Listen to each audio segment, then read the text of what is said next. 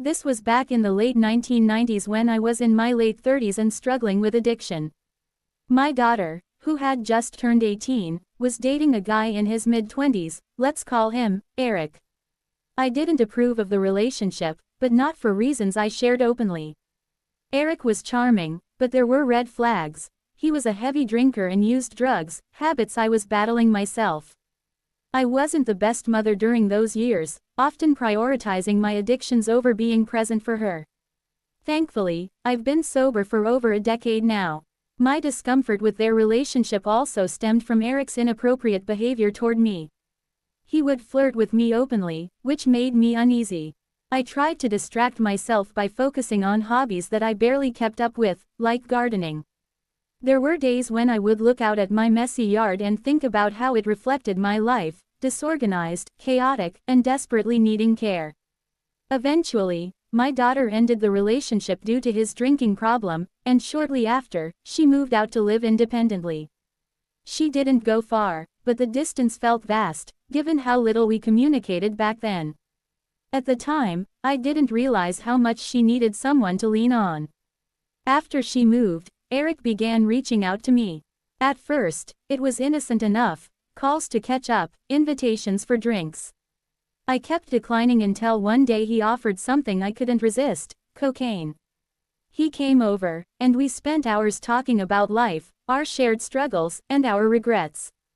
He spoke about his strained relationship with his family, and for a moment, it felt like we were just two broken people trying to make sense of our lives. For a few months, we had an on-again, off-again arrangement where we'd meet up, use drugs, and talk late into the night. I convinced myself that I was helping him, but deep down, I knew I wasn't even helping myself. Then, I found out I was pregnant. I didn't tell him. Instead, I quietly made the decision to get an abortion and cut ties with him. After that, I tried to get sober. I managed for a while but eventually relapsed. 2 years later, my daughter called with unexpected news. She and Eric had reconnected.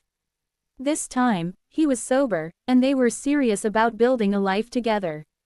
I was horrified. The secret we shared weighed heavily on me, but when they visited, Eric assured me he wouldn't say anything about our past.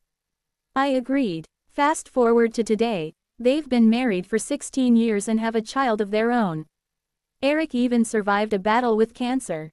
Over the years, I've tried to rebuild my relationship with my daughter. When we visit, we bond over simple things, cooking meals together, reminiscing about her childhood, and playing board games with my grandson. Still, whenever I see Eric, there's an unspoken tension. It's not attraction, but a mutual regret, a silent acknowledgement of the poor choices we made. I think about it sometimes, especially when I see my grandson. I wonder how differently things could have turned out, and while I regret my past decisions, I'm also grateful they didn't destroy the life my daughter built for herself. The lessons I learned from that time in my life have shaped me, and now I focus on being the best version of myself for her, my grandson, and most importantly, for me.